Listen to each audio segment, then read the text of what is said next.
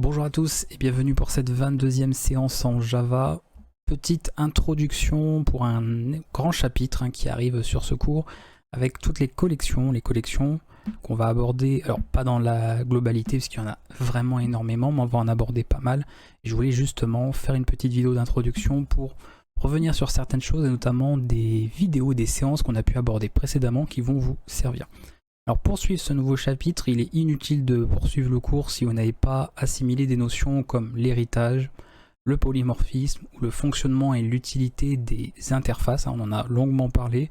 J'essaie d'être un maximum complet et de vous donner un maximum de détails sur ces parties-là pour que vous puissiez comprendre un peu le principe, à quoi ça sert et dans quel cas vous allez pouvoir les employer. Et encore une fois, comme j'avais déjà dit précédemment, le langage Java est très riche en contenu, riche en classes qu'il possède de manière native, que l'on utilise, que l'on peut réutiliser, que l'on peut étendre pour ajouter des fonctionnalités. Et les interfaces permettent de garantir certaines fonctionnalités au niveau de nos programmes. Donc c'est très important. Si vous avez des problèmes avec ces différentes notions, ces différents concepts en programmation et plus exactement en langage Java, ça ne sert à rien de poursuivre parce que tout ce que vous avez vu évidemment jusqu'à présent va vous servir pour la suite et va vous aider un peu à comprendre tout ça.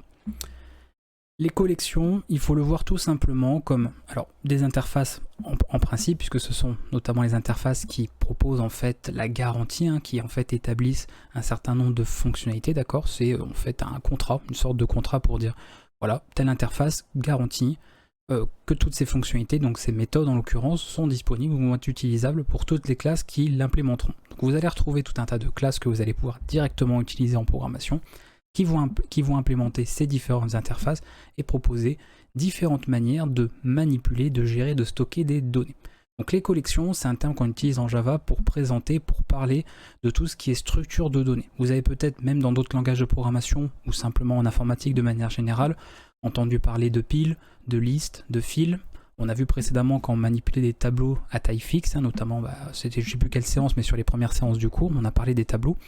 Et là, on va voir qu'on manipulait des structures un peu plus complexes et surtout des structures dynamiques. L'avantage de ces différentes structures, c'est qu'elles pourront accueillir une taille variable d'éléments, d'accord, parce que des collections en fait permettent de stocker ce qu'on appelle des éléments, les différentes données, et on peut ajouter de nouveaux éléments, supprimer, on peut accéder à ces différents éléments, supprimer même à un endroit bien précis de la structure, et tout ça est géré de manière dynamique au niveau de la mémoire. C'est tout l'intérêt d'ailleurs de se servir de ces collections. On va passer un petit peu à ce qui vous attend pour la suite. Alors j'ai préparé de quoi prendre des notes, en tout cas vous notez quelques petites choses par rapport à ça, mais on reviendra dessus.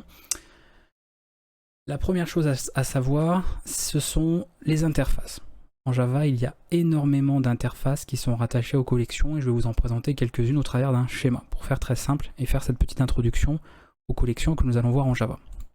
On commence par ici, avec ce schéma ici, qui vous présente rapidement en tout cas 4 grandes familles, on va dire, de collections. Alors toutes les interfaces ne sont pas représentées. Je vous invite d'ailleurs éventuellement à aller voir sur la documentation de Java. Vous trouverez comme ça tout le détail de chaque interface disponible. Et si d'ailleurs vous galérez un petit peu avec les documentations, j'ai fait une vidéo d'aide qui vous permet en fait de voir un petit peu la manière que vous avez de consulter les documentations en ligne. À partir de là, donc on remarque qu'il y a une interface, j'ai pas mis encore une fois toutes les interfaces qui existent, j'ai mis celles qui étaient surtout les plus pertinentes pour vous faire cette introduction, à savoir cette interface collection, d'accord, qui est vraiment, on peut dire, une interface mère ici, et qui va avoir différentes interfaces, en fait, ici des sous-interfaces de celle-ci. On retrouve une première grande famille, on va dire, qui est l'interface des listes, d'accord. Donc il y aura tout un tas de structures sous forme de listes, et vous verrez que beaucoup de classes peuvent implémenter cette interface-là. On a ensuite les interfaces de type set, ou éventuellement set qui sont ordonnées, d'accord, sorted set. On a queue, donc ça correspond au fil. Et ici on a des queues, donc ça c'est autre chose, c'est pour les fils doublement enchaînés, enfin bref, c'est pas, on va dire, pas besoin de trop rentrer en détail pour le moment. Donc troisième famille, et en quatrième famille qui est à part, qui n'appartient pas directement à collection ici comme interface, on a une interface map, d'accord, et qui notamment possède une autre interface qui est sorted map, qui est une map en fait ordonnée.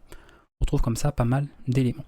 Dans la description de la vidéo, vous retrouverez comme d'habitude, comme c'est souvent le cas sur pas mal de vidéos, un petit lien vers mon GitHub et vous avez comme ça, vous pouvez retrouver les différents schémas présentés en vidéo. Vous pouvez retrouver pas mal d'informations aussi sur la manière que vous aurez de stocker vos informations, donc vos éléments, vos données, selon le type de structure, le type de collection utilisé. Mais c'est des choses qu'on va voir au fur et à mesure dans les prochaines vidéos. Là, c'est vraiment une vidéo d'introduction et ensuite on va aborder pas mal de types de collections différentes pour voir comment fonctionnent ces différentes collections-là. partir de ces interfaces, on va pouvoir retrouver des classes qui vont les implémenter. Encore une fois, les interfaces vous garantissent tout simplement un certain nombre de méthodes. Bon, par exemple, on saura que pour collection, on va retrouver tout un tas de méthodes qui sont garanties par cette interface. Ça peut être très simplement, j'ai mis ça dans un fichier Java pour qu'on ait une petite coloration. Je vais faire quelques méthodes.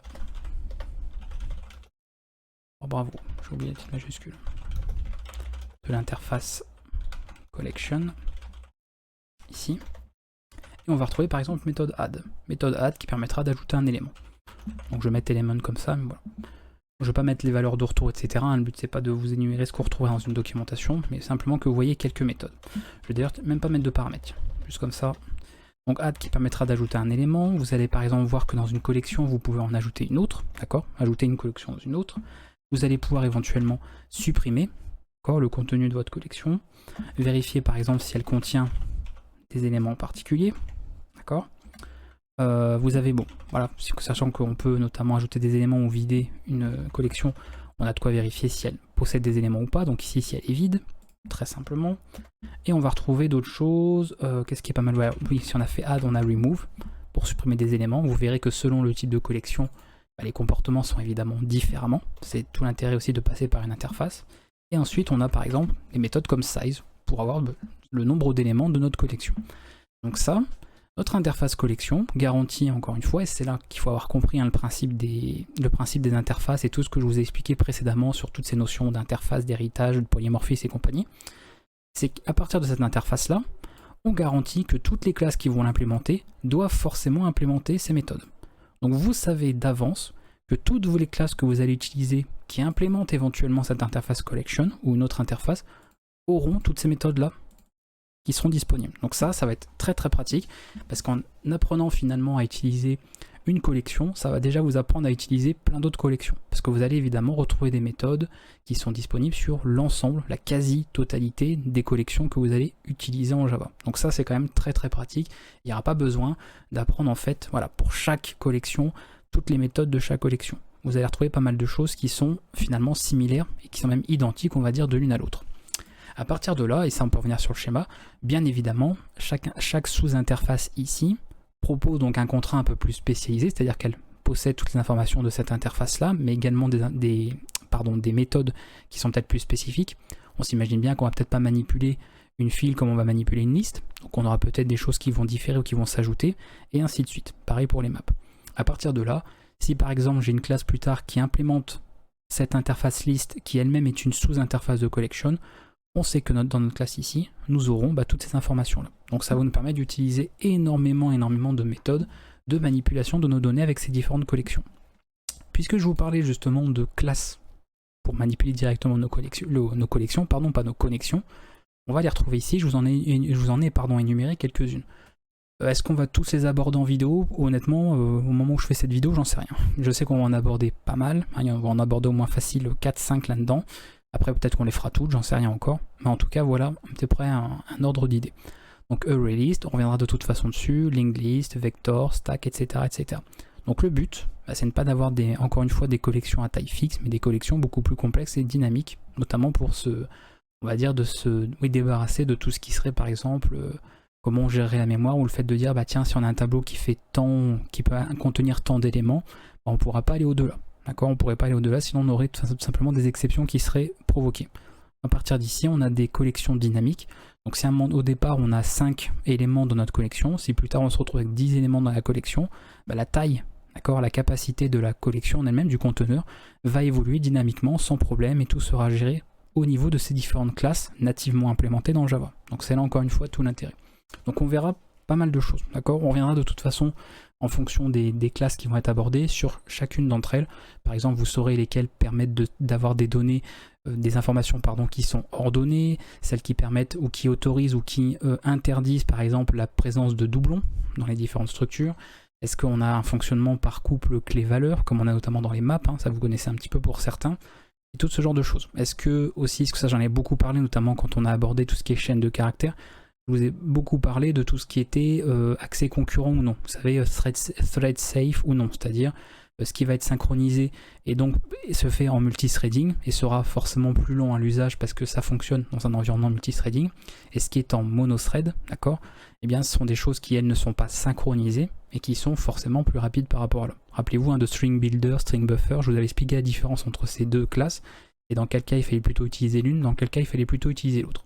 Bah là c'est un petit peu pareil. Pour ce qui vous attend sur la suite du cours, en fonction des différentes classes de collection que nous verrons, bah, je vous expliquerai dans quel cas par exemple on va plutôt utiliser une release, dans quel cas on va plutôt utiliser vector, etc. etc. Parce que vous allez voir qu'il y en a certaines qui sont assez similaires, et forcément sur le coup on se dit mais pourquoi il en existe par exemple 3 différentes alors qu'au final, par exemple je prends ces 3 là, linked list, array list, vector, on peut quasiment stocker la même chose.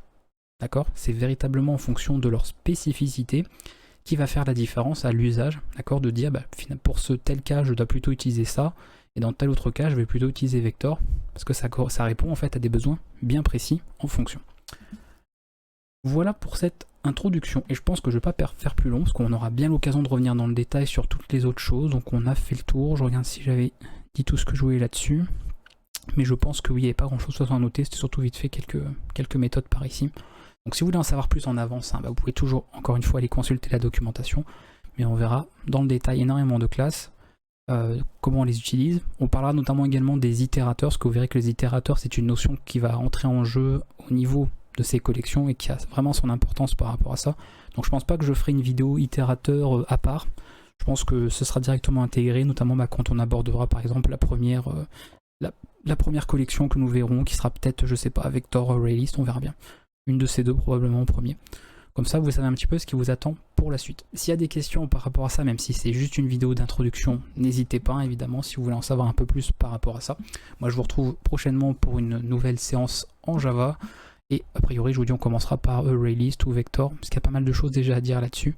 Et ces deux classes en l'occurrence s'utilisent dans des cas bien spécifiques, bien précis, parce qu'elles font on va dire globalement la même chose, mais elles ne s'utilisent pas de la même manière, en tout cas dans le même contexte. Je vous dis à bientôt pour la suite de cette formation, et s'il y a des questions en commentaire, bien sûr, n'hésitez pas à les poser. A bientôt tout le monde.